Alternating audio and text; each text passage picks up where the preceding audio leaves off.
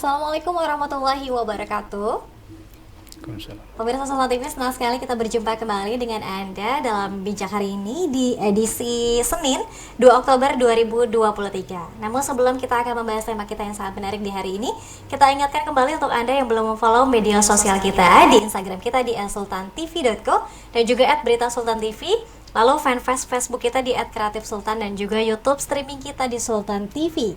Anda juga bisa menyaksikan tayangan kita melalui TV satelit Nin Media di channel 026. Dan seperti biasa nanti di segmen ketiga Anda bisa langsung bertanya kepada narasumber kita di hari ini. Dan sebelumnya kita juga ucapkan selamat Hari Batik Nasional 2 Oktober 2023. Hari ini kita akan membahas tema kita dalam momentum Hari Ulang Tahun Provinsi Banten, tepatnya nanti pada tanggal 4 Oktober 2023, yakni sejarah sebagai semangat peradaban Banten masa depan. Dan di studio Sultan TV senang sekali kita sudah bersama dengan narasumber kita. Sudah ada Bapak Rohman selaku Direktur Bantenologi, akademisi juga ya. Assalamualaikum Pak. Waalaikumsalam Mbak Dea. Sehat hari ini? Alhamdulillah sehat. Alhamdulillah. Mbak Dea sehat? Alhamdulillah sehat juga ya Pak ya. Ya, Tadi perjalanan menuju studio lancar juga ya Pak? Lancar. Lancar. Oke. Kalau kita lihat nih intip-intip Pak Rohman juga pakai batik hari ini ya? Batik Mbak. Korpri. Iya, korpri. Oke. Kebetulan tadi upacara dulu. Upacara dulu ya, Iya, pagi hari ya, pagi hari. memperingati Hari Batik. Baik, sebelum mungkin nanti kita akan spesifik ke tema, mungkin barangkali Pak ada ingin yang diucapkan dulu. Nanti 4 Oktober 2023 Banten berusia 23 tahun. Ya. Apa yang ingin disampaikan Pak? Baik, Assalamualaikum warahmatullahi wabarakatuh. Syukur alhamdulillah Banten akan menjelang usia yang ke-23 tanggal 4 Oktober nanti. Dan saya atas nama pribadi dan Laboratorium Bantenologi mengucapkan selamat dan sukses untuk Provinsi Banten. Semoga Provinsi Banten terus berbenah, melaksanakan seluruh pembangunan untuk rakyat Banten yang lebih sejahtera, lebih cerdas dan lebih bertakwa kepada Allah Subhanahu wa taala. Pada Tuhan Yang Maha Esa. Amin. Sesuai dengan mungkin tagline dan harapannya ya Pak ya, Iya. Provinsi Banten dan juga karakteristiknya yang religius. Iya. Nah kalau misalnya Pak kita menarik terkait dengan sejarah, mungkin barangkali pemirsa dan juga masyarakat ini mengenal Banten mungkin lebih kenal dengan sejarahnya ketika masa Kesultanan. Seberapa kuat Pak sejarah itu? Ya sebetulnya kalau kita baca buku-buku sejarah ya yang ditulis oleh banyak peneliti, baik itu lokal maupun peneliti dari luar, peradaban Banten itu dimulai sebetulnya sebelum masa Islam ya. Jadi ada beberapa fase, ada disebut dengan fase prasejarah, kemudian ada fase Hindu-Buddha dan baru kemudian fase Islam. Di fase Islam ini kemudian Banten itu menjadi wilayah yang sangat disegani dan sangat maju, walaupun sebetulnya sebelum fase Islam itu sudah banyak kemajuan yang didapat ya. Di antaranya misalnya Banten menjadi pelabuhan internasional ya. Dan itu rupanya sudah dimulai sebelum masa Islam. Ya, jadi kalau kita baca Guliot misalnya itu ya menyebutkan bahwa pelabuhan di Banten ini sudah menjadi arena bisnis internasional gitu ya.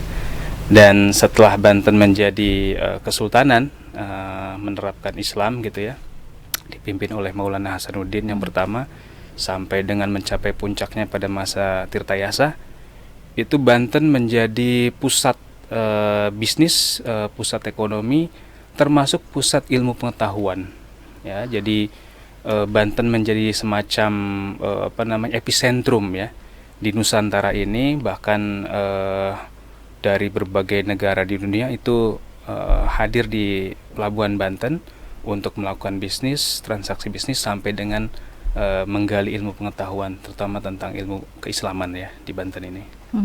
Oke. Gitu. Namun ketika zaman dulu apakah penamaannya sudah Banten atau sejak kapan ada nama Banten itu Pak? Sejak Banten itu kan banyak yang versi ya, ada yang mengartikan Banten itu bantahan gitu ya, karena ya sejarah membuktikan bahwa memang kita ini termasuk bangsa atau suku yang selalu bukan membantah ya, sebetulnya selalu berpegangan pada kebenaran gitu. Jadi tolak ukurnya atau dasarnya selalu kebenaran gitu ya, selalu keadilan, sehingga ketika ada ketidakadilan, ketika ada ketidakbenaran, maka rakyat Banten itu selalu berusaha untuk mencegah atau melawannya gitu. Nah, maka ada yang menyebut istilah Banten itu adalah bantahan, orang yang suka membantah gitu. Walaupun ya bantahannya itu berdasarkan kebenaran gitu. Saya yakinnya seperti itu. Gitu. Oke. Mungkin kalau kita sedikit mengingat juga, mungkin ada peristiwa Geger Cilegon, itu juga bagian dari sejarah Banten juga ya Pak ya? Iya, itu bagian yang sangat krusial di abad 19 Mbak. Ya. Karena pemberontakan petani Banten itu menjadi semacam peringatan yang sangat serius gitu ya, bagi pemerintah kolonial ketika itu, bahwa ternyata ada masalah besar di Jawa ini ya, yang muncul kemudian di Cilegon itu ya.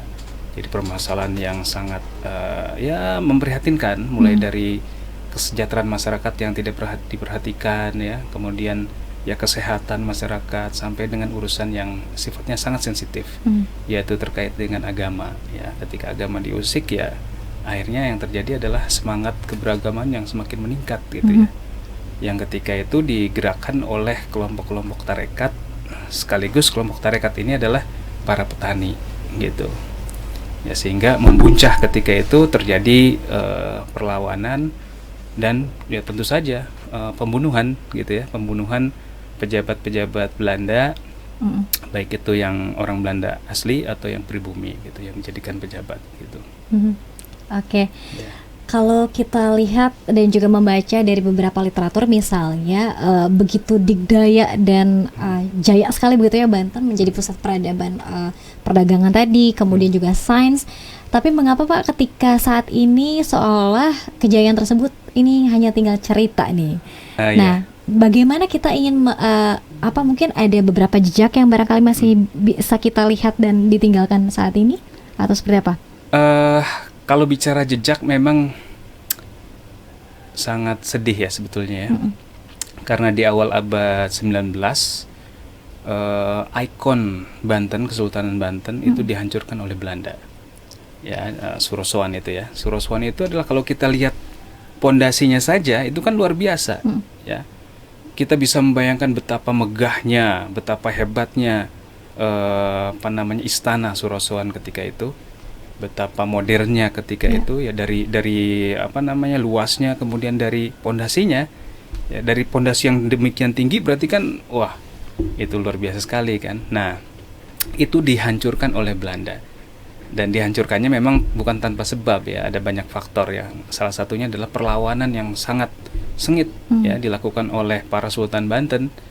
Jadi ya termasuk para sultan itu yang nggak bisa selesai gitu ya, ditaklukkan oleh Belanda gitu, sejak awal sampai dengan akhir Kesultanan Banten, sampai dihancurkannya Kesultanan Banten, ikonnya dihancurkan, yang banyak pengamat menyebut belakangan ini disebut dengan cultural genocide. Jadi pembunuhan, kalau kita baca istilah genocide itu kan pembunuhan etnis ya biasanya ya. Etnis Bosnia ya misalnya dibantai gitu, etnis mana gitu kan, di Hutu misalnya di Afrika sana dibantai. Nah, dalam konteks sejarah ternyata ya Banten itu mengalami apa yang disebut dengan cultural genocide. Jadi secara budaya ikonnya dihancurkan, kemudian sultannya dibuang ya, pemimpin-pemimpin perlawanannya ditahan atau ada yang dibunuh gitu kan, digantung, dihukum segala macam. Nah, itu adalah bukti bahwa terjadi cultural genocide. Jadi ikonnya dihancurkan, tokoh-tokohnya dibuang ya, sampai ya tidak ada lagi tokoh-tokoh perlawanan itu dihapuskan gitu. Seperti itu. Jadi yang tertinggal ya sekarang bisa kita lihat hanya sisa-sisanya saja ya, Surosoan, kemudian masa pra-Islamnya mungkin bisa kita lihat di Monumen Nasional ya, ada beberapa arca gitu kan, yang itu peninggalan pra-Islam gitu. Yang kemudian masa sebelumnya, masa megalitikum itu kan ada ya, yang masih bisa kita saksikan sampai sekarang, misalnya di Lebak Cibedug gitu ya, Citorek ya, itu ada situs megalitikum di situ, bentuknya seperti Gunung Padang gitu ya. seperti piramida di Mesir. Oke. Ya, seperti itu. Iya. Jadi betapa hebatnya kan Banten ya. Betul, ya. betul. Dan bahkan mungkin ada juga yang menyebut itu lebih tua dari Gunung Padang ya, meskipun memang harus diteliti lebih dalam lagi. Iya. Nah, bicara kalau soal sumber ilmu pengetahuan juga Pak Rahman, ketika misalnya memang bangunannya sudah dihancurkan oleh Belanda, kemudian tokoh-tokohnya juga mungkin dibuang, diculik, dibunuh dan lain sebagainya, sumber ilmu pengetahuan juga apakah dicuri? Dan saat ini ketika kita misalnya ingin mencari sumber asli Banten harus kemana Pak? Sumber sejarah yang penting itu tentu saja adalah salah satunya manuskrip ya. Jadi manuskrip itu adalah karya para ulama dahulu yang menuliskan pemikirannya itu di kertas-kertas yang lontar gitu ya. Tapi juga ada yang sudah berbentuk kertas. Nah, kalau tidak salah itu semua dikumpulkan oleh Snekker Gronye itu ya. Jadi Snekker Gronye ini seorang akademisi sekaligus pekerja pemerintah kolonial Belanda. Dia adalah seorang penasehat urusan pribumi ya.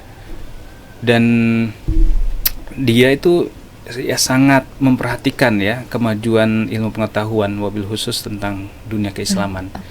Nah, salah satu yang dia jadikan fokus itu adalah dia mengumpulkan manuskrip yang ditulis oleh ulama-ulama di Nusantara. Nah, saya dengar di awal abad 20 atau ya awal abad 20 dia itu dan timnya itu mengumpulkan manuskrip ulama kita dan dia angkut ke Belanda gitu. Wow, jauh. Jadi ya karya orisinil tuh, Mbak. Karya orisinil. Dan itu saya kira adalah bagian tadi cultural genocide, supaya kita ya akhirnya ya kita ketika ingin mengkaji sejarah akhirnya bingung kan, kemana kita mau belajar sejarah ya.